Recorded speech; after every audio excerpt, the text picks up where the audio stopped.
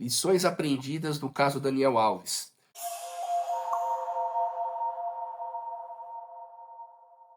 Sejam bem-vindos ao canal Lei Maria da Penha em Foco, sou Júlio Konkovski e no vídeo de hoje trago uma reflexão sobre esse caso Daniel Alves. Vimos recentemente que o Daniel Alves foi inocentado pelo Tribunal Espanhol à unanimidade. Isso significa que o Daniel Alves foi condenado lá atrás, chegou a cumprir uma parte da pena, recorreu e o tribunal, composto majoritariamente por mulheres, 3 mulheres e um homem, declarou ele, à unanimidade, inocente. Então, Daniel Alves está inocente atualmente. Isso está inocente porque ainda pendem 2 recursos, né, que podem ser interpostos. Então, atualmente, diante da decisão do tribunal, Daniel Alves está inocente. Isso me chamou a atenção porque a grande mídia e as pessoas, de um modo geral, não deram tanta importância para a inocência do Daniel Alves, como deram para a sua prisão e a sua condenação em primeira instância. E diante da inocência do Daniel Alves, eu fui revisitar o perfil de algumas pessoas que eu lembro, principalmente pessoas públicas, pessoas de influência, e constatei que algumas removeram as postagens lá de trás, da época em que Daniel Alves foi preso, e outras pessoas não. Mas essas pessoas que eu acompanho, eu não percebi que fizeram nenhuma postagem falando sobre a inocência do Daniel Alves, pelo menos se redimindo sobre toda o linchamento social que essas pessoas participaram e que, de certa forma, ajudaram a estragar a vida social e pessoal do jogador. Eu percebo que paira uma incoerência muito grande de alguns setores que aplaudiram lá atrás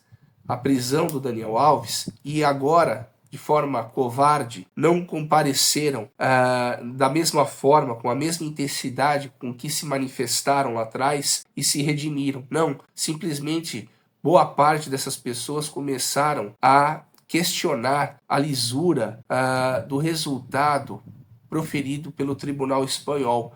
Muitas pessoas, inclusive, taxando o tribunal de ter aceito um suborno, né? De uma certa forma, insinuando isso. Hoje que nós temos que aceitar, da mesma forma que aceitamos e respeitamos a decisão que condenou Daniel Alves e que o manteve preso, nós temos que ter aqui a mesma coerência e aceitar a sua absolvição, a sua inocência, uma vez que o único caminho para a resolução de todo e qualquer problema é a jurisdição. Então, não importa o que eu, o que você, o que todo mundo pensamos, não importa isso. O que importa é o que a justiça determinou. A justiça está lá para isso. E você que aplaudiu a condenação e a prisão e que postou isso na época, tem agora a decência de vir a público com a mesma forma, com a mesma intensidade e reconhecer a inocência do jogador. E esse ponto me faz refletir sobre uma outra preocupação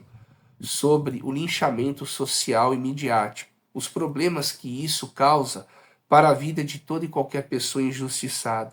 De certa forma, não há vitoriosos nesse campo. Daniel Alves ficou preso, foi condenado, foi estigmatizado, teve a sua reputação jogada no lixo e agora a justiça, graças a Deus, conseguiu reparar esse erro. E eu, obviamente, não quero aqui demonizar a suposta vítima, a denunciante, não é nada disso, mas chama atenção para a forma como que nós construímos as leis e estamos administrando e aplicando ela. Eu acredito que, no caso Daniel Alves em particular, ficou demonstrado cabalmente que a palavra da suposta vítima não teve relação, não teve congruência com o conjunto de provas científicas produzidas.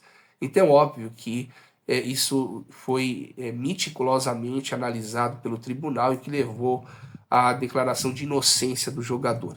Mas nós temos que ter responsabilidade social, principalmente hoje no campo da sociedade, da informação, da internet, onde as nossas opiniões, as nossas manifestações, elas assumem uma propagação difusa e que nós temos essa responsabilidade. Antes da internet, a nossa opinião ficava num círculo de amizade familiar e hoje ela ganha dimensão, ganha corpo, e isso de certa forma, quando mal utilizado de forma irresponsável, pode contribuir para prejudicar a reputação, a honra de pessoas que hoje a justiça declarou inocente.